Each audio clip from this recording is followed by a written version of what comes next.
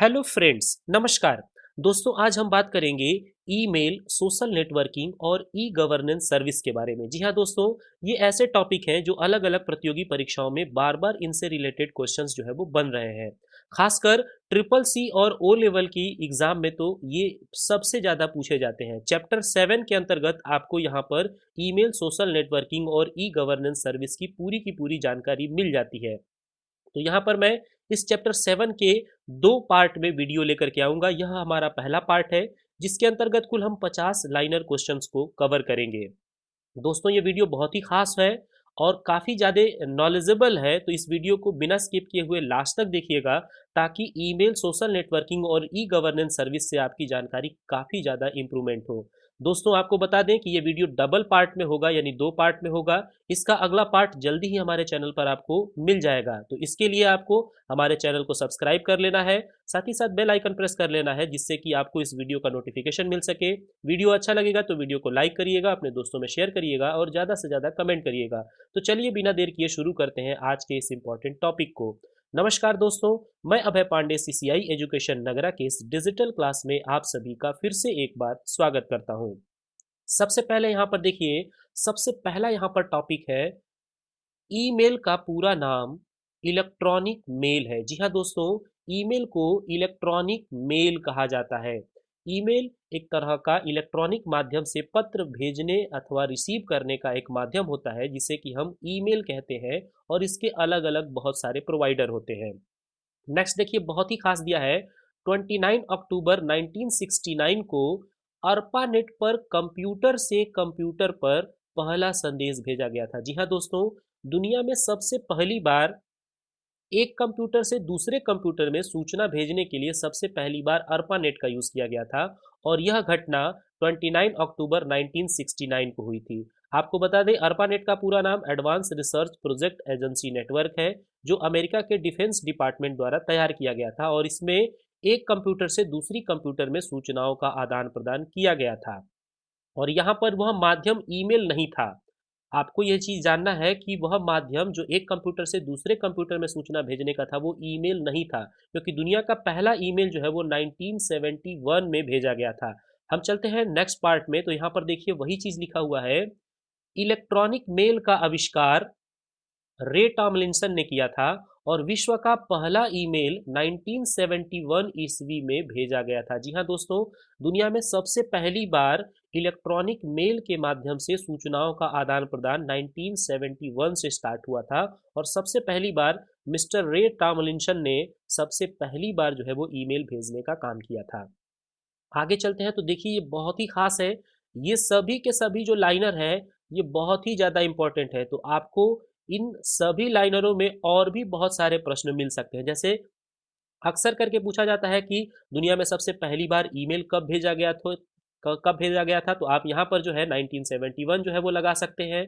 आपसे ये भी पूछा जा सकता है कि सबसे पहली बार किसने ईमेल भेजा था, तो आप वहाँ पर रे टॉमलिंसन का भी नाम सही कर सकते हैं।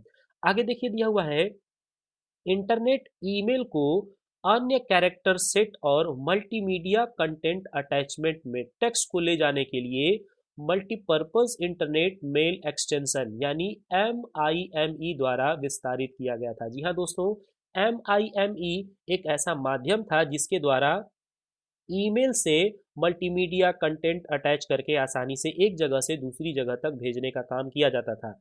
तो MIME का पूरा नाम भी कई बार रिपीट किया गया है, तो आप इसे याद रखिएगा, मल्टीपर्पज इंटरनेट मेल एक्सटेंशन। आगे चलते हैं यहाँ पर, तो नेक्स्ट नंबर यहाँ पर दिया हुआ है, प्रत्येक ईमेल पते के 3 मुख्य भाग होते हैं। जी हाँ दोस्तों, जितने भी ईमेल एड्रेस होते हैं उनके मुख्यतः 3 पार्ट होते हैं। और आपको बता दें कि ये ईमेल के जो 3 पार्ट हैं उनमें account name, at the rate और डोमेन नेम होता है। जी हाँ दोस्तों, अकाउंट नेम जो कि यूज़र का नाम होता है, इसके बाद एट द रेट होता है, उसके बाद से डोमेन नेम होता है। आगे देखिए यहाँ पर दिया है, ईमेल पते में डोमेन नेम सर्वर का नाम है जो आपके ईमेल को होस्ट करता है, और यह आवश्यक नहीं है कि डोमेन नेम का जो एक्सटेंशन होगा वो हमेशा डॉट कॉम ही होगा। जी हाँ दोस्तों, आपको बता दें कि डोमेन नेम जो होता है वही सर्वर का नाम होता है, और वही ईमेल को होस्ट करता है। जैसे जीमेल, जैसे याहू मेल, जैसे रेडिफ मेल, ये सभी होस्ट नेम है। और ये आवश्यक नहीं है कि हमेशा जो डोमेन का नाम होगा उसका जो एक्सटेंशन होगा वो डॉट कॉम ही होगा। इनके अलावा भी उसका एक्सटेंशन हो सकता है। आगे चलते हैं हम।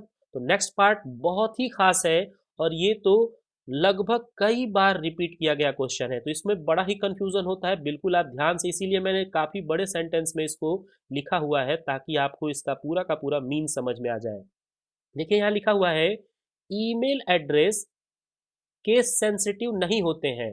इसका मतलब यह है कि इससे कोई भी फर्क नहीं पड़ता कि आप अपर केस में, लोअर केस में या सेंटेंस केस में पता लिखते हैं। जी हाँ दोस्तों, आप ईमेल एड्रेस किसी तरह से भी लिख सकते हैं, लेकिन ज़्यादातर लोग लोअर केस के अंतर्गत जो है ईमेल एड्रेस लिखने का काम करते हैं। लेकिन ये जरूरी नहीं है कि यह केस सेंसिटिव है, आप जैसे चाहे वैसे लिख सकते हैं।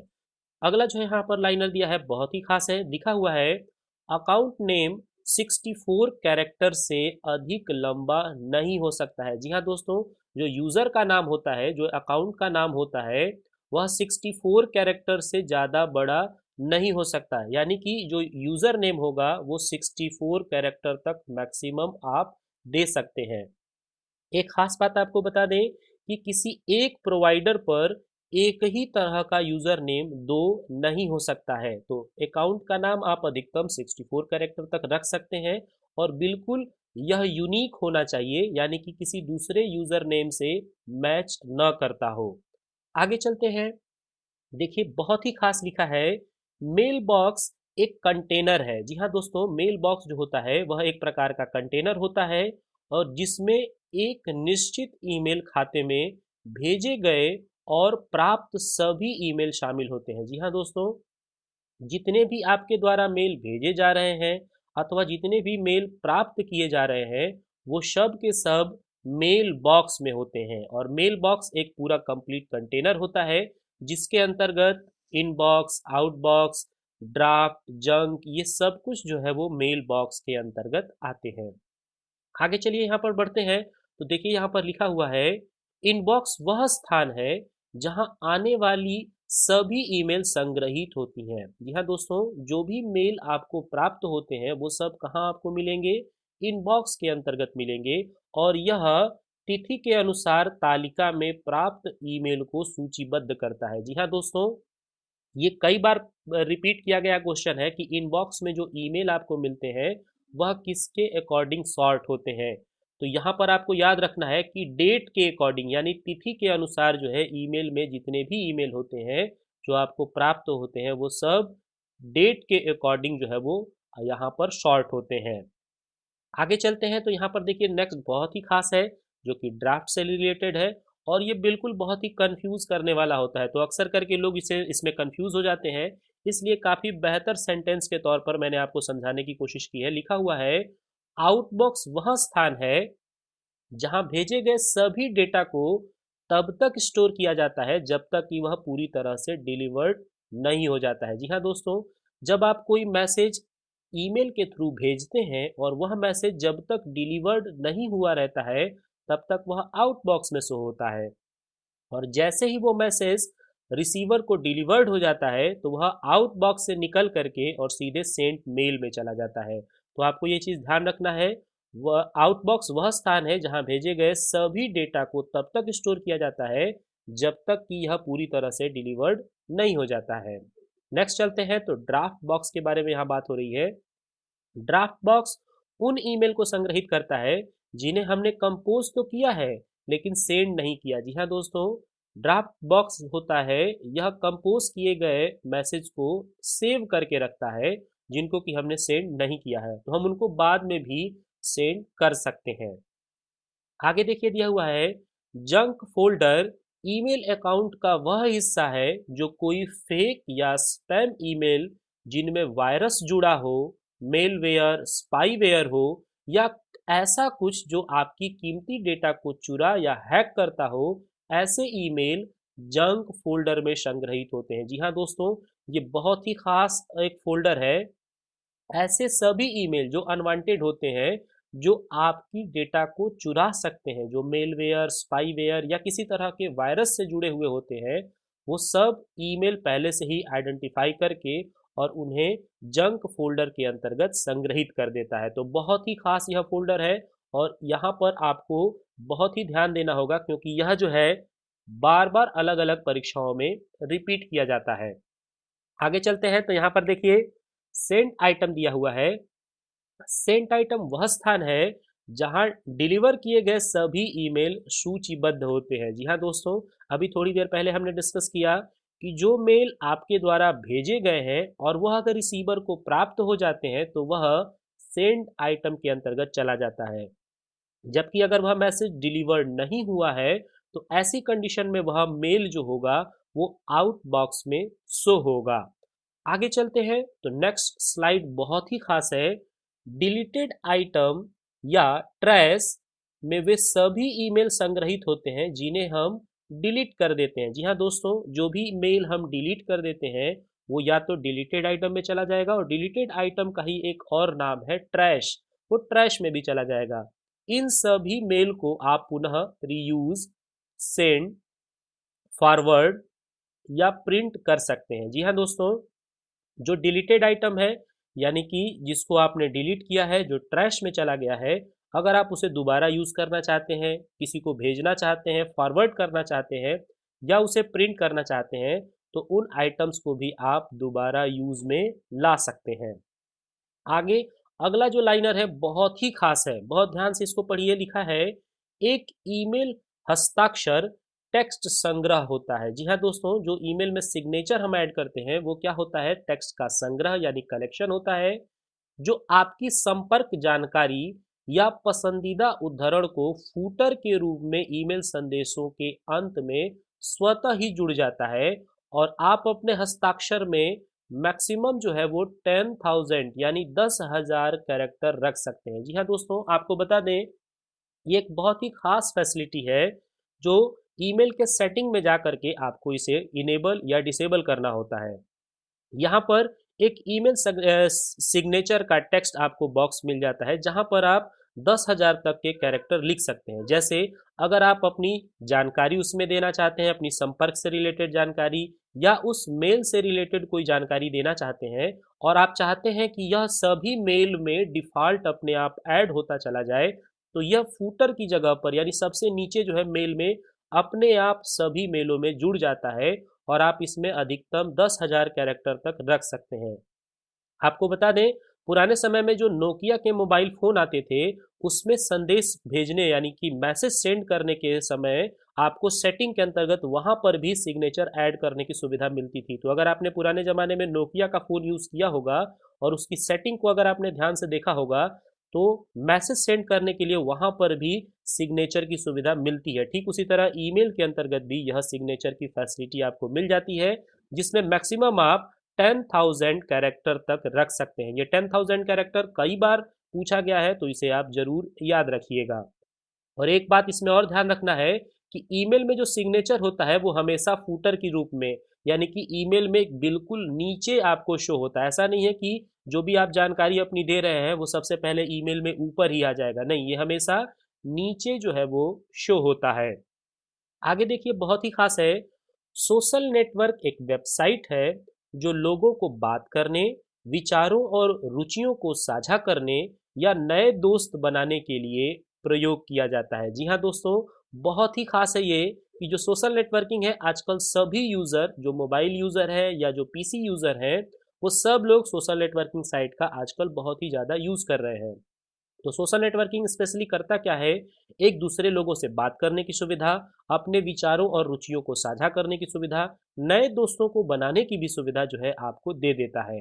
नेक्स्ट बहुत ही खास है, देखिए लिखा है फेसबुक एक अमेरिकी कंपनी है। जी हाँ दोस्तों, फेसबुक जो है वो अमेरिका के द्वारा तैयार किया गया है, एक अमेरिकी कंपनी है जिसकी स्थापना 2004 में Mark Zuckerberg, Eduardo Saverin, Dustin Moskovitz और क्रिस ह्यूज ने की थी। ये सभी हार्वर्ड यूनिवर्सिटी के छात्र थे। जी हाँ दोस्तों, मार्क जुकरबर्ग का नाम सबसे ज़्यादा फेमस है, इनका नाम जो है वो ज़्यादातर जगहों पर आपको देखने को मिलता है और इन्हीं के नाम से ये फेसबुक जाना भी जाता है। जबकि इसको तैयार करने का काम ये चार मित्र जो है आपस में किए थे, इनकी कहानी ऐसे है कि फेसबुक के जो फाउंडर मार्क जुकरबर्ग हैं, ये लोग आपस में अपने मित्रों के साथ अपने विचारों को, अपने रुचियों को साझा करना चाहते थे, जिनके लिए एक प्लेटफॉर्म बनाना चाहते थे। और इन्होंने फेसबुक नामक एक ऐप का आविष्कार किया, जिसके माध्यम से आज पूरी दुनिया भर में सोशल नेटवर्किंग के तौर पर फेसबुक का सबसे ज़्यादा यूज़ किया जाता है। और ये चारों जो है उस समय तात्कालिक हार्वर्ड यूनिवर्सिटी के स्टूडेंट रहे हैं। आगे चलते हैं तो बहुत ही खास है। देखिए लिखा है फेसबुक टेक्स्ट, फोटो, वीडियो आदि को साझा करने की अनुमति देता है। जी हाँ दोस्तों, फेसबुक में आप टेक्स्ट भी लिख करके और भेज सकते हैं, फोटो वगैरह आप शेयर कर सकते हैं, आप वीडियो भी लगा सकते हैं। इसके अंतर्गत आपको स्टेटस वगैरह लगाने की भी सुविधा मिल जाती है। तो फेसबुक के अराउंड द वर्ल्ड सबसे ज़्यादा सोशल नेटवर्किंग में यूज़र जो है वो आजकल वर्तमान में कार्य कर रहे हैं। नेक्स्ट बहुत ही खास है, मार्च 2006 में जैक डॉर्सी, नोआ ग्लास, बिज स्टोन और इवान विलियम्स द्वारा ट्विटर बनाया गया और 15 जुलाई 2006 में लॉन्च किया गया। यह एक निःशुल्क सामाजिक नेटवर्क है। जी हाँ दोस्तों, आपको बता दें कि मार्च 2006 में इस ट्विटर को बनाया गया है, जबकि लॉन्च किया गया है 15 जुलाई 2006। और यह जो है एक तरह का सोशल नेटवर्किंग है जो फ्री ऑफ कास्ट है, निःशुल्क है। और ट्विटर जो है, इस पर जो हम मैसेज टाइप करके और भेजते हैं उसे ट्वीट कहा जाता है। एक खास बात बता दें कि ट्विटर के अंतर्गत जो आप टेक्स्ट टाइप करके और भेजते हैं, यानी कि लोगों में साझा करते हैं, उसका लिमिटेशन काफ़ी कम है, यानी कि 280 कैरेक्टर तक के ही आप टेक्स्ट इसमें टाइप करके भेज सकते हैं।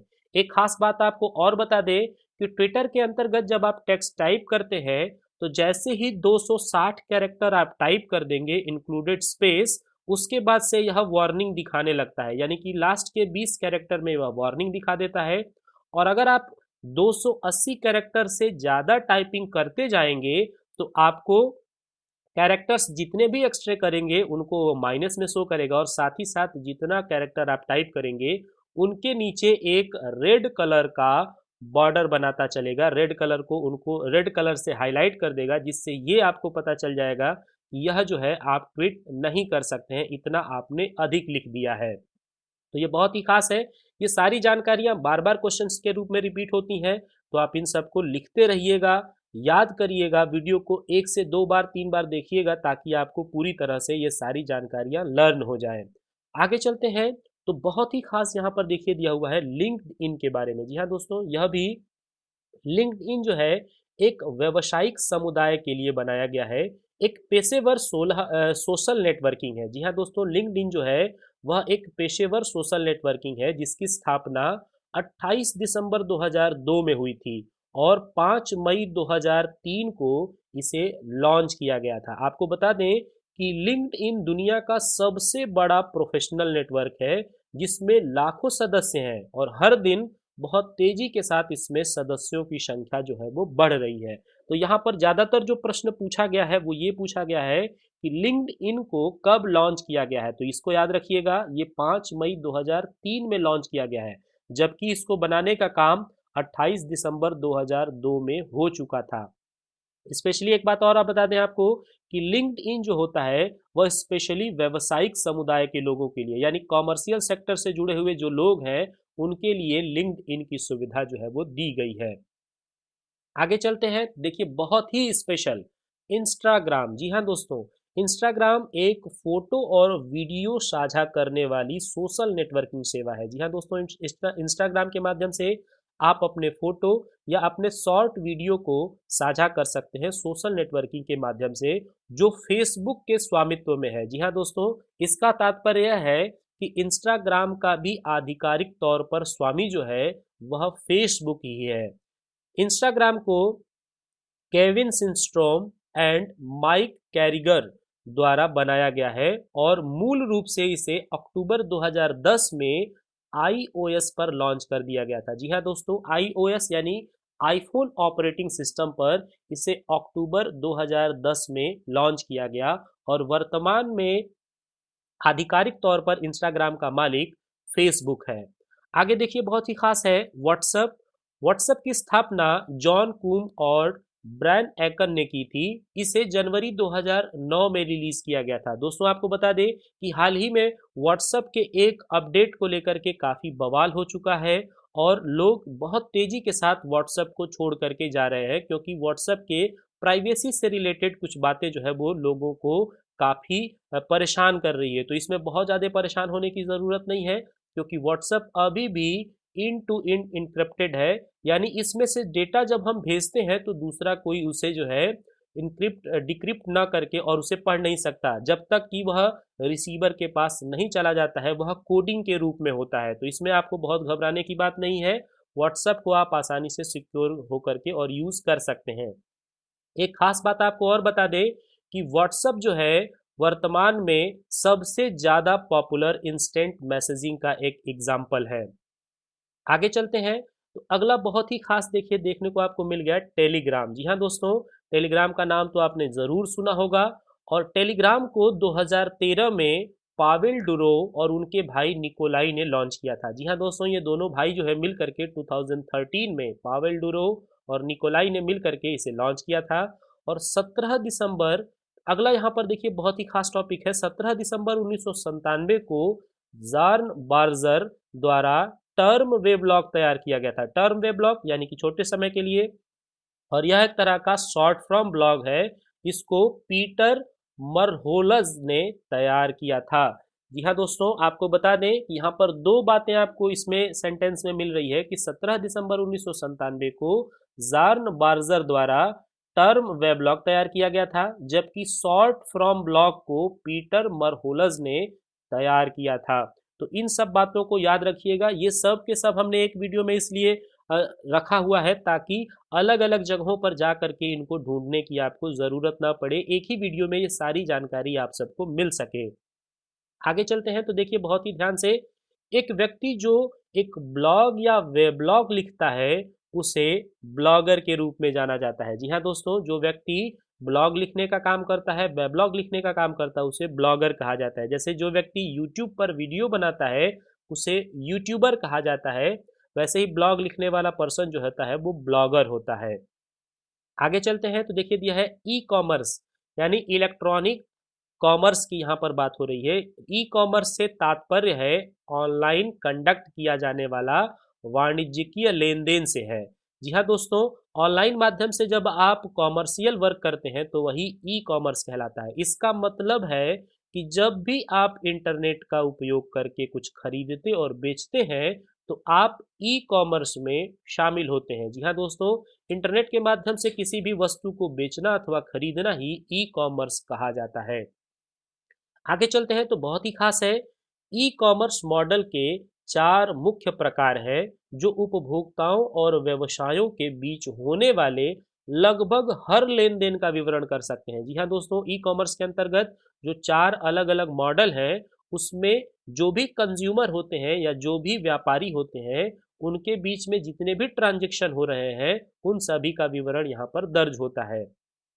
आजकल बी टू बी सेवा व्यापार वर्ग के लिए बहुत महत्वपूर्ण और उपयोगी है। बी टू बी एक तरह का ई कॉमर्स है जिसमें कंपनियां एक दूसरे के साथ व्यापार करती हैं। जी हाँ दोस्तों, जैसे कोई बड़ी कंपनी किसी छोटी कंपनी के प्रोडक्ट को बेचने का काम करे तो वह ई कॉमर्स की बी टू बी कैटेगरी के अंतर्गत आ जाता है। इसमें दोनों कंपनियां आपस में मिल करके और व्यापार करने का काम करती है। आगे चलते हैं तो बहुत ही खास है। जी हाँ दोस्तों, यह देखिए बहुत ही स्पेशल लिखा हुआ है, नेटिकेट्स इंटरनेट शिष्टाचार को संदर्भित करता है। जी हाँ दोस्तों, नेटिकेट्स को ही इंटरनेट पर शिष्टाचार कहा जाता है।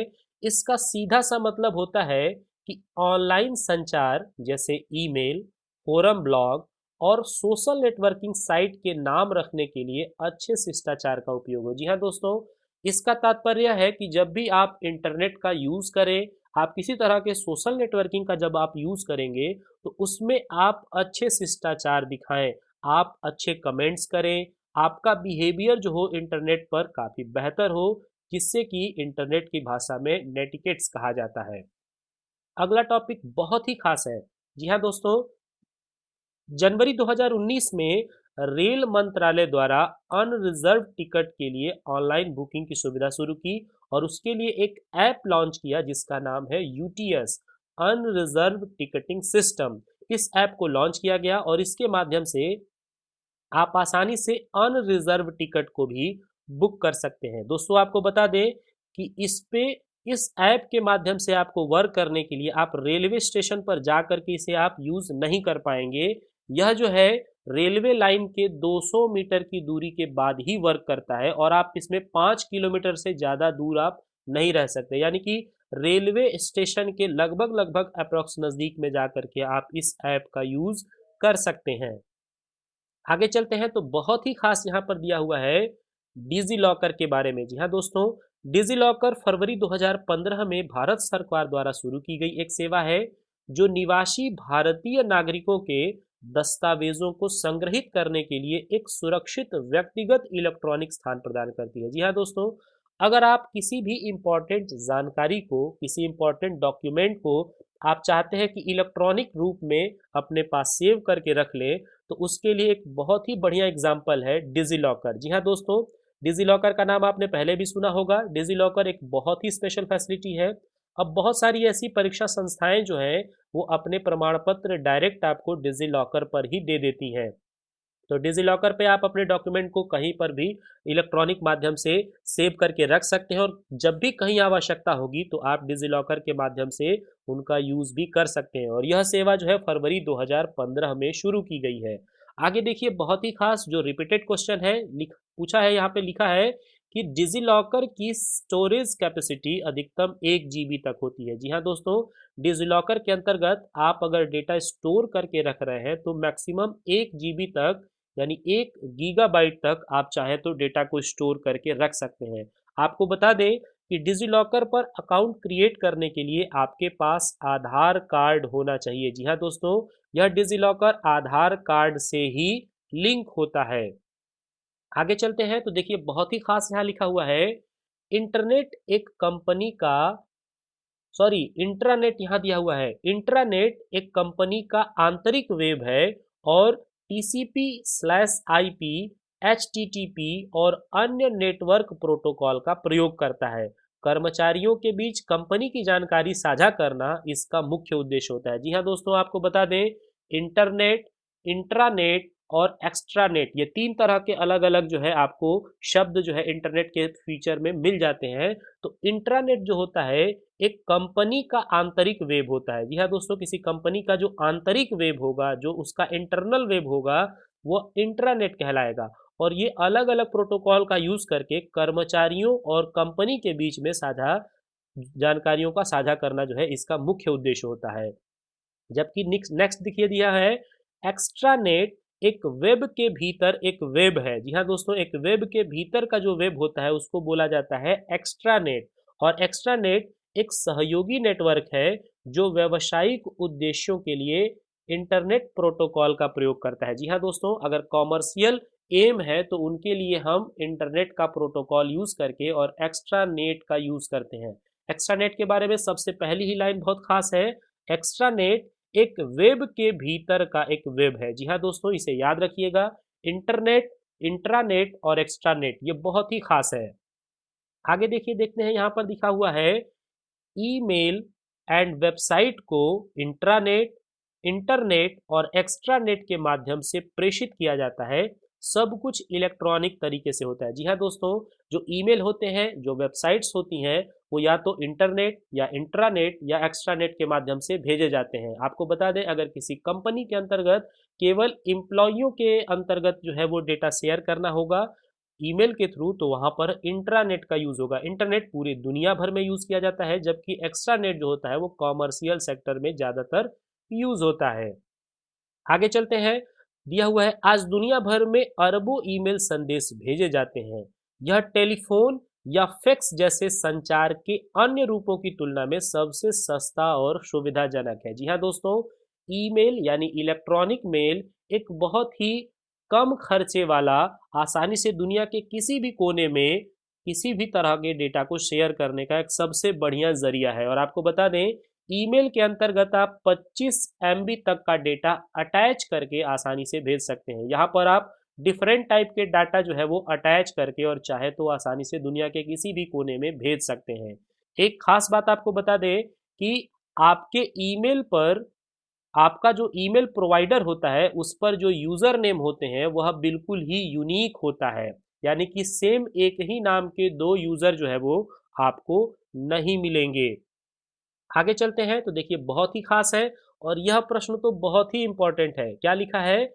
एक वेबसाइट से दूसरी वेबसाइट पर जाना ब्राउजिंग कहलाता है। जी हाँ दोस्तों, जब एक वेबसाइट से आप दूसरी वेबसाइट पर विजिट करते हैं और कंटिन्यू कई सारी वेबसाइटों पर आप जाते रहते हैं तो यह प्रक्रिया ब्राउजिंग कहलाता है। और नेक्स्ट भी बहुत ही इंपॉर्टेंट है, POP3 यानी पोस्ट ऑफिस प्रोटोकॉल का जो 3 वर्जन है, इनमें दो मोड होते हैं, एक डिलीट मोड होता है और एक कीप मोड होता है। यह प्रश्न तो अभी हाल ही में रिपीट किया गया है, तो इसको याद रखिएगा। POP3 में दो मोड होते हैं, एक होता है हमारा कीप मोड और एक होता है डिलीट मोड।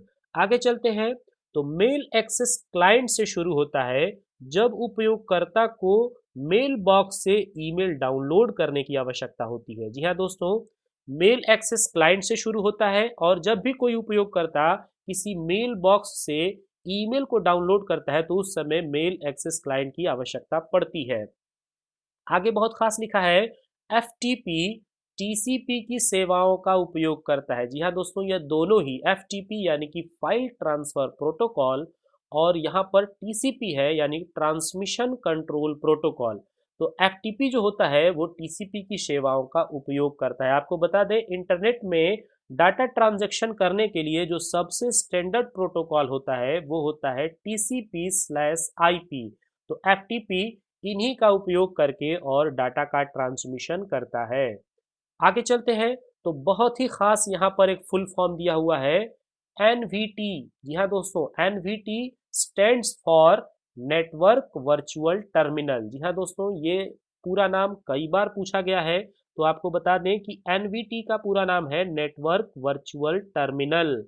आगे चलते हैं तो देखिए बहुत ध्यान से लिखा हुआ है, ईमेल में दो VAS और दो जोड़े MTAS यानी मल्टीमीडिया टेलीफोनी एप्लीकेशन सर्वर की आवश्यकता होती है जब प्रेषक लैन और वैन के माध्यम से मुख्य सर्वर से जुड़ा होता है। जी हाँ दोस्तों, जब लैन या वैन के माध्यम से जो यूजर होता है अगर मुख्य सर्वर से जुड़ा हुआ है तो वहां पर दो जोड़े VAS और दो जोड़े MTAS की आवश्यकता होती है। VAS यानी वैल्यू एडेड सर्विस और वैल्यू एडेड सर्वर होता है और दूसरा MTAS जो होता है इसको हम बोलते हैं मल्टीमीडिया टेलीफोनी एप्लीकेशन सर्वर। इन दोनों की ही आवश्यकता से आसानी से एक प्रेषक लैन और वैन के माध्यम से मुख्य सर्वर से जुड़ सकता है।